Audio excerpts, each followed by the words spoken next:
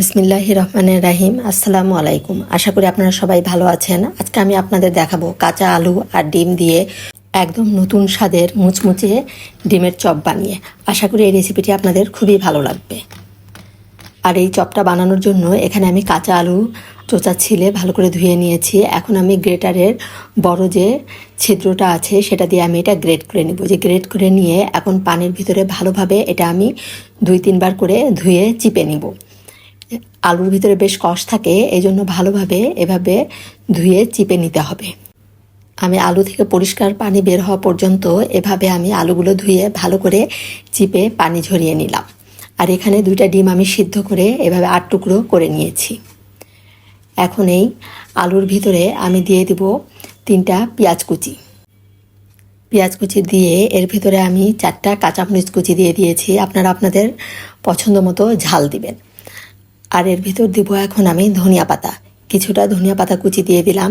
এখন এর ভিতরে মশলা দিব আমি 1/2 চামচ পরিমাণ দিব রসুন বাটা, 1/2 চামচ পরিমাণ দিব আমি আদা বাটা, 1/2 চামচ পরিমাণ দিব আমি লাল মরিচের গুঁড়া, আর 1/2 চামচের কম আমি দিয়ে দিলাম হলুদের গুঁড়া।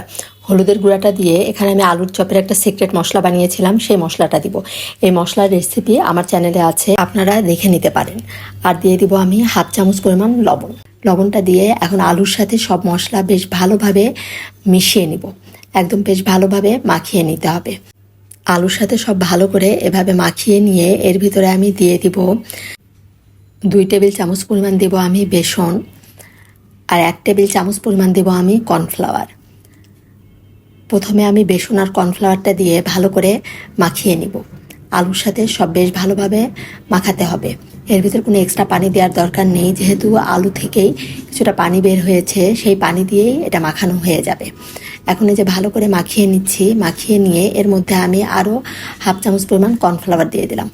মাখানোর সময় আপনাদের বুঝতে হবে যে আপনার কর্নফ্লাওয়ার বা বেসন লাগবে কিনা। আরও 1 টেবিল চামচ পরিমাণ আমি বেসন দিলাম, দিয়ে ভালো করে মাখিয়ে নিলাম। কারণ যাতে বাইন্ডিংটা ভালো হয় এই জন্য আমি আরেকটু বেসন আর কর্নফ্লাওয়ার দিয়ে নিলাম।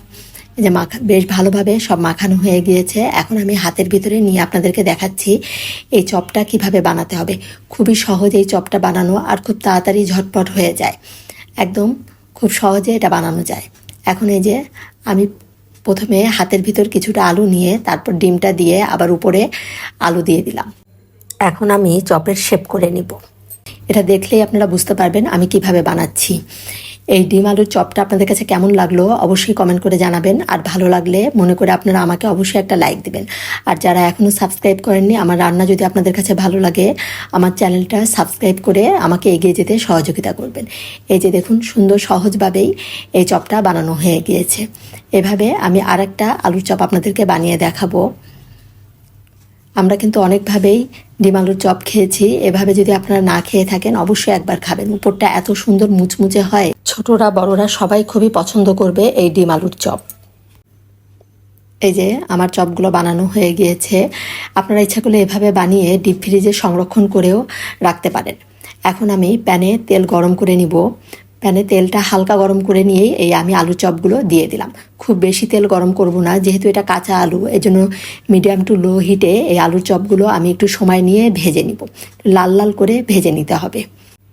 এই আলুর চপটা বানাতে কিন্তু বেশি সময়ও লাগে না, খুব ঝটপট এই আলুর চপটা বানানো হয়ে যায়।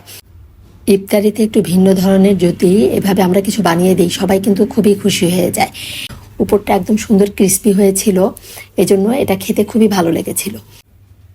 আমার এই যে ডিমের চপগুলো কিন্তু ভাজা প্রায় হয়ে গিয়েছে। আমি বেশ সময় নিয়েই কিন্তু এই চপগুলো ভেজে নিলাম। আর যে শব্দটা শুনেই আপনারা বুঝতে পারছেন যে কতটা ক্রিস্পি হয়েছে উপরটা।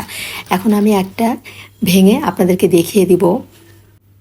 উপরে ক্রিস্পি আলু আর ভিতরে ডিম, অসাধারণ হয়েছিল এটা খেতে। আপনারা অবশ্যই একবার এভাবে বানাবেন। ধন্যবাদ সবাইকে, সবাই ভালো থাকবেন। আল্লাহ হাফেজ।